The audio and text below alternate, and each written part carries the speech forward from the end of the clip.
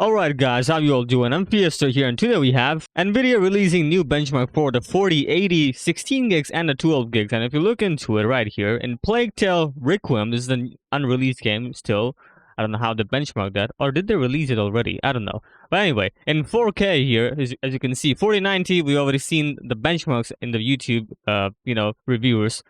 This is the 175 that Nvidia is showing with DLSS on, by the way. Ray tracing off, but the max settings is enabled. 4080 is getting 128.6 and 4080 12 gigs versus the 16 gigs is getting 106.3. So if you look into it, there's substantial amount of difference here. Like, yeah, the VRAM decreases a lot of performance. Well, not really the performance. They also have a lot of other problems because 4080 12 gigs technically is a 4070, as we all know. So, yeah. 4080 versus 4080 12 gigs. I mean, I'm calling this 4080 and this one 4070 because it's more like a 4070 class. Because if you look into it, compared to 3090, it's just not too much faster. Yeah, not that much faster. You know what I mean? And it's very expensive, by the way. And 3090 Ti can be, found at $1,000, I believe, or even less. I don't know. Yeah, basically. So, and if you look into the next game here, F1 2022. Of course, 4090 is getting, I can't really see that. And if you look into it, F1 2020, 4090 is getting 180 something. I can't really see that. 180, I believe. 180 point something, yeah. 4080 16 gigs is getting 143 versus 4080 12 gigs is getting 113. So, yeah, it's not looking good for 4080 12 gigs. I'll be honest with you. Yeah, because you're paying very much premium price. And I mean, it's still better than 3090 Ti, and 3090 Ti was MSRP of 1500, right? So, yeah, I guess that works. Wait, 3090 Ti was not 1500, so my bad. 3090 was 1500. Or am I wrong? I don't know. Let's forget about that. 4080 here is looking very weak compared to 4080. 16 gigs, of course. And if you look into the Microsoft Flight Simulator, one of the best games out there, and 4K, 4080 is very close to 4090, as you can see, 147.3 versus 152. So yeah, very close. But 4080 falls behind real further. So in general, in these three games, if you do some average, 4080 16 gigs is 30% faster compared to 4080 12 gigs. So if you want to buy 4080, it's better to go with 16 gigs, I guess. Next up, we have GUNNIR announcing their Photon and Flux series of GPUs. Of course, the A770 and A750. And if you look into this one, this is the Flux B model for the GUNNIR. A770 and A750. So it's a blue series. The Flux K is a black edition, or rather a grayish edition, I would say. Yeah, and I really like the aesthetics. They're looking good, honestly. And this is the Photon series, more like I believe this one is more of a budget-friendly one, even though these cards are really cheap. So yeah. Next up, we have very interesting news here, and this is it shows a die. What is this picture though? I don't really know. Titanium. Oh, they just took the. Okay, all right. I know what you did there. I was confused there. Like TI, of course, titanium for TI, and 4090 Ti is the same thing. But yeah.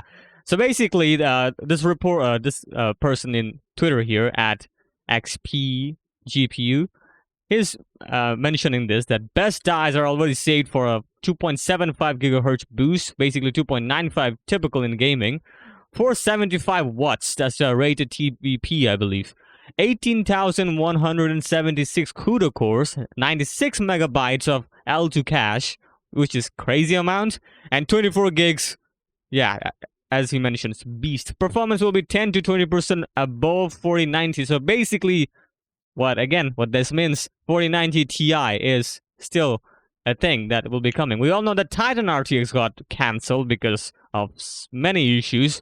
One of them which literally melting the GPU, like that's crazy. Yeah. Anyway, but 4090 is still coming. And as you can see there, he mentions that they're saving the dies for 4090. So that's interesting. Though I don't know how much pricing that would be for only 20% or 10% performance increase. I don't know. We'll see. Next up, we have a retailer in Europe. I believe it's in, I think it's France. I could be wrong, but I think it's France. Someone let me know. LDLC. Yeah, it could be in France. Because it was in the French, I believe. Yeah, it is in the French. There we go. Okay, I was wrong. Yeah. I was not wrong. I was right. French. So Intel Arc A770 is selling at 459 euros. Is that euros or pounds? I think it's pounds. Because euro in Europe, you know, I mean in pound. I think it's euro or pounds. I don't know. Correct me if I'm wrong. Yeah, euro or pounds, whatever. I'm really bad at currencies, but yeah, 459 currency, euro or pound, coming with our Arc 770 is coming in that pricing. So in France, of course. So I mean, I don't know if it's a good price or not, but we'll see. Like it again, this is not the USD pricing, so I can't really compare it properly. But yeah, there we go. Next up, we have DLSS 3 is coming real soon, obviously, because the GPUs are here. 4090 series, 4090 is here, and 4080s are also releasing. They're coming with 5 games this week. That's right. Super people already got the DLSS 3.0. Justice Fayun Court is going to be having October 12th. Loopmancer, October 12th again. And Microsoft Flight Sim will be supporting in October 17.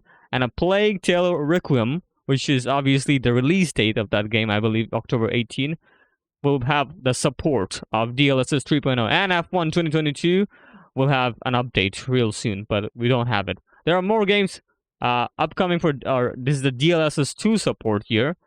Though DLSS 2, not really interesting, right? Because DLSS 3 is fresh news, you know? And we're gonna cover those at first. So yeah, these are the 5 games that we'll be supporting this week already.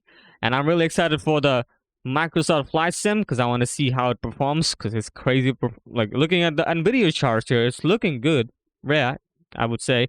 But A Plague Tale Requiem, I'm very excited for that game. And of course, they're going to be having DLSS 3, so that's great. Right? And lastly, we have the Tech Champ YouTuber tested 4090 in 8K using, DLSS or DLSS. No, I mean, this is not DLSS, I believe. Look at the test. 8K DLSS Ultra Performance. So yeah, they enabled DLSS. So if you look into it, Cyberpunk, DLSS 3 enables is getting 57. That's the 1% low. 65 is the average.